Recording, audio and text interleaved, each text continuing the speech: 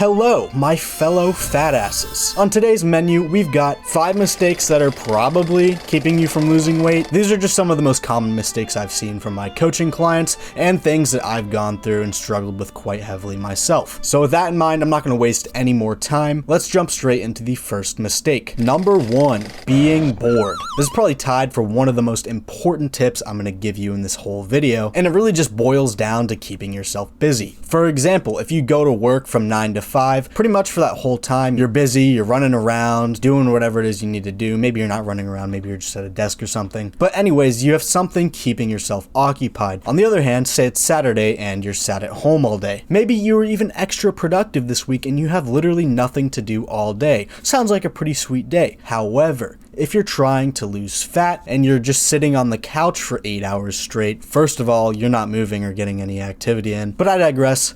The point is, you're going to be a lot more tempted to eat. Pretty much any time I'm sat down watching TV, I feel like I need to have some kind of snack with it. But in general, if you're not really doing anything, oftentimes it's going to be a lot easier for you to notice tiny hunger cues, even if you're not really hungry, and that leads to a lot of extra eating out of boredom. A lot of the time when you go for a snack, you aren't actually hungry, you're just eating out of boredom or dehydration. You haven't drank enough water. Which, clean little transition into number 2. Sorry to interrupt, but this video is brought to you by me, myself, and I. First things first, if you want to be coached by me, click on the first link in the description to sign up for one-on-one coaching with me. I'll work with you one-on-one through video calls, write up an entire fat loss program for you from the workouts to the calories and macros, and give you all the one-on-one guidance you need along the way to meet your goals. Now, I'm not gonna lie, it is a little bit on the pricey side. If you are interested in getting coached by me and one-on-one coaching isn't quite in your budget, I also offer group coaching through my Discord, which you can join via the second link in my description. Little spoiler, there's currently no one in my group coaching program, so if you do sign up now, you're effectively getting the same thing that you'd get out of my one-on-one coaching. That is probably until I post this video and people start to actually sign up for it. But it's pretty much the same deal as my one-on-one coaching, except it's in a group format where I host live weekly calls, going through any questions you might have and working with you guys through whatever issues you might be having on your fat loss or muscle building goals. Even if you're not interested, click on both links anyways, and back to our regularly scheduled programming.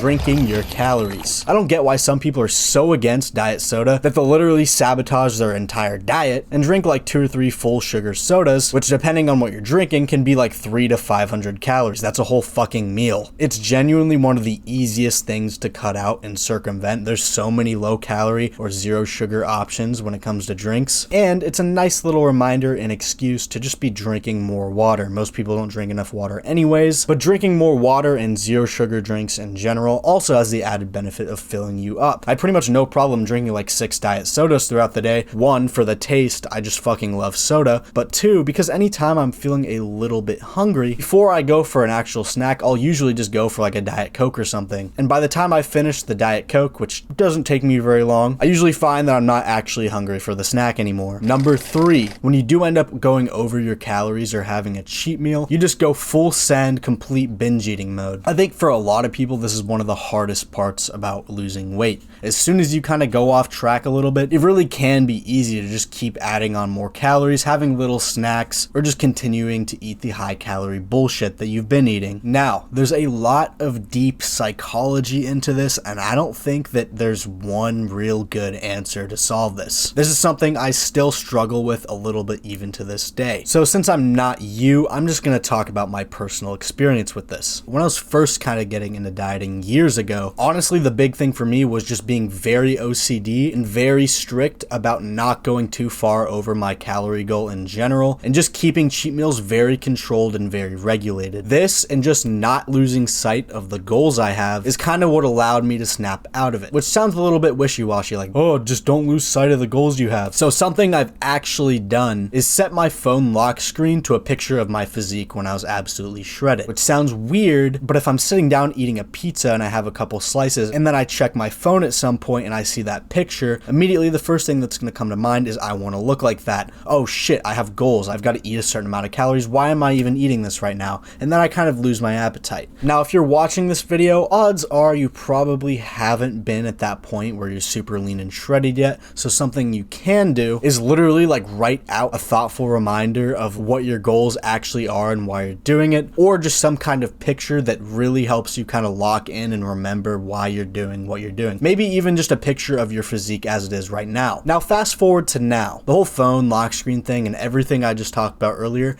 does work, but when you're under the influence, at least for me, you know, I'm just a little bit of a different kind of animal. If I'm drinking or smoking weed or something, I make it a point to have all of the food I should be eating. You know, maybe I am having some kind of fun food that night. Whatever it is, I make sure that I have lots of low calorie, high volume food available. You know, whatever proportions I'm meant to eat already prepared for me and like sitting in an air fryer or something, just waiting for when I get the munchies or whenever I get hungry. That way I'm not going on my phone like drunk as shit and ordering Domino's or something. Or just beelining to the pantry and tearing up some Little Debbie cakes. That and just having low calorie, high volume food like watermelon, Smart Pop low calorie popcorn, diet soda, Halo Top ice cream. I think I have a whole video on low calorie options like this, but the idea is if you have all of your kind of diet food around you, you're going to be a lot less likely to eat garbage. And if you eat a ton of your low calorie diet food, usually I find, like, worst case scenario, I kind of just end up eating at maintenance. Again, great segue into number 4,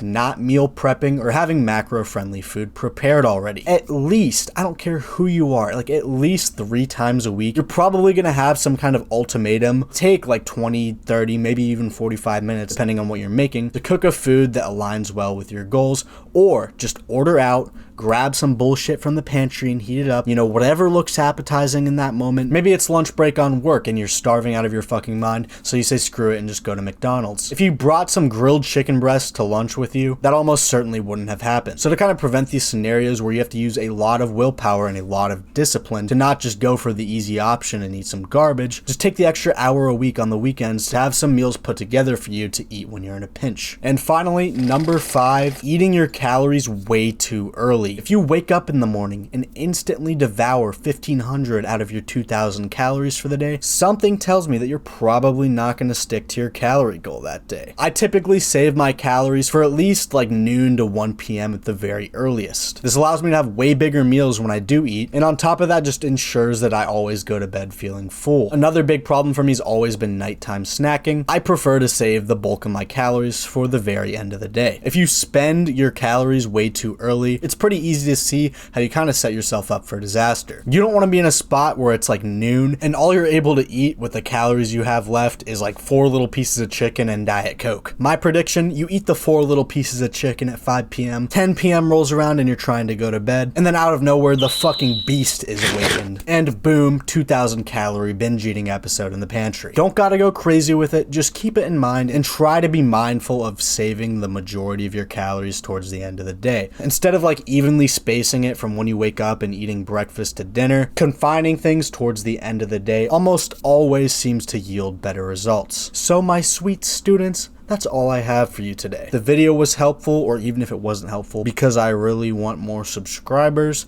subscribe to the channel, click on all the links in the description, follow me on Instagram, do all that shit. I don't even know what I got down there. It's like an old storage unit down there. So do me a favor and clear it out, you know, see what's in there for all the knowledge I just dropped on you or something. I don't even know what I'm talking about anymore.